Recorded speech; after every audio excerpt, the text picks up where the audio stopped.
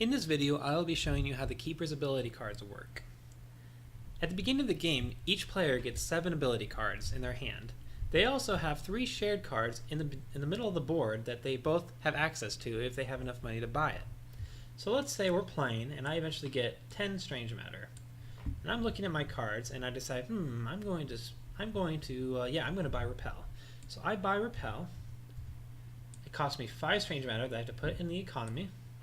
And I put repel in my ability row, right here. These slots are the ability row. And what does repel do? When a keeper attacks a playable piece, that piece is repelled to space in the direction the keeper attacks. Alright. Now if you look at the top right corner of the card, you can see what type of ability card it is. This card is a passive. That means at the moment it's bought, it's always happening. It's true. So right now, the moment I bought repel, I immediately have that ability, which means I can attack a piece. Every time I attack a piece, that piece is bumped back a space. So that's pretty cool. Passives are always true and you don't have to activate them. Now let's say I decide to buy deplete. Now deplete, if we look at it, if we can get it in the slot, it has a 2 CC.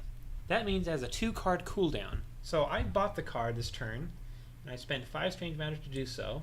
And to say that same turn, I decide to activate it. So I grab it and I bring it down here in this activation field.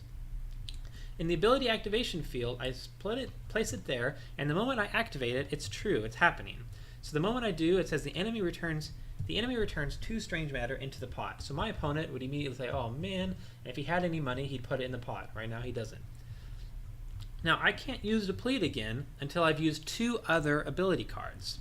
Now you say, well, what about repel? Can you use that? No, I cannot. It's a passive. So I need to use another CC card.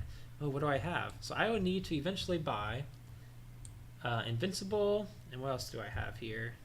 Void. So these cards are both CCs. If we can move up. So void is a 3 CC. So if I used that, I could place that on top of deplete, and if I use an invincible, now my deplete, which is a 2 CC, has 2 cards on top of it.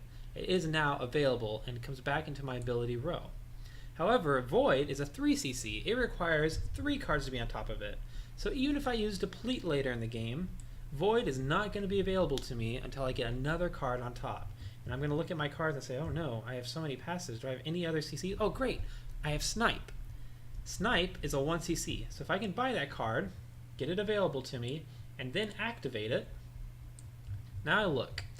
Void is a 3 CC, means it has a 3 card cooldown. It needs 3 cards on top of it to be available again. And it does. It has invincible, deplete, and snipe on top of it, which is a total of 3 cards, and now void is available to me. Now if we look at these cards, invincible is a 3 CC. It needs 3 cards on top of it. It only has 2 on top, so I'd have to play void, and now invincible is available to me again. Now if we look at this, deplete, whoops, I just totally messed that up. There we go. Deplete is a 2 CC, means it needs 2 cards on top of it to be cooled down. Well, great news. There are 2 cards on top of it, so now deplete is also available. Hey, would you look at that? Snipe is a 1 CC. It has 1 card on top of it already. That too is available to me. And just like that, all those cards are suddenly available to me to use again. However, void now it's a 3 CC. It needs 3 more cards on top of it to be able to be used. So these CCs are really important. They work well together. There's expensive cards like the 3 CCs, which are typically more powerful. And there are the cheaper ones like the 1 CC, which are usually not as powerful, but they're still very useful. And they're great to use to cool down other stronger cards. And you're going to need them, otherwise you'll never be able to use these stronger cards again, unless you start accessing from the shared cards. Now to use the shared cards, I can spend money to buy one of these cards.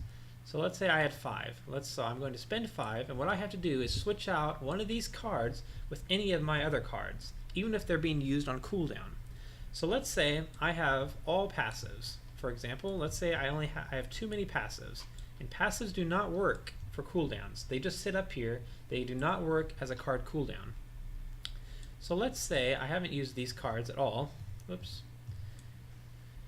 So let's say I have all passives. I have repel, I have deliver, and I have toughen. Those are all passives. They do not work as card cooldowns because I cannot bring them down here. They just stay up here. They're great because they're always working, but I can't use them to cool down void. So I'm saying, oh no, what do I do? Well, I bought resourceful, place that in my ability row, and switch it out with void. So void was on cooldown, I couldn't get access to it, but by buying and switching out, I switched it out, and I didn't need to have it in there anymore. So now I can use these cards. Resourceful is a 2cc, I can use Invincible for 3cc. I can use these cards for my actions, and they're on cooldown now. But the same problem I'm going to run into here is if you see I have a Resourceful which is a 2cc, and this is a 3cc, I don't have any CCs to use. I can't keep using these cards to cool these down. These are passives. So I'm going to need to switch out again unless I have actives in here. Oh, I do. But let's say I didn't. I could always buy from the shared deck. Let's say I bought. I could switch out for one of these with one of these in here. And that's one way you can use the shared deck. The shared deck is available to both players. So at any time, if you have enough resources, you can buy a card from in here and switch it out with one of your own. Either from your ability row, from your activation field, or from your hand. You can switch it out. And that is how the ability cards work in Keeper's Dissension.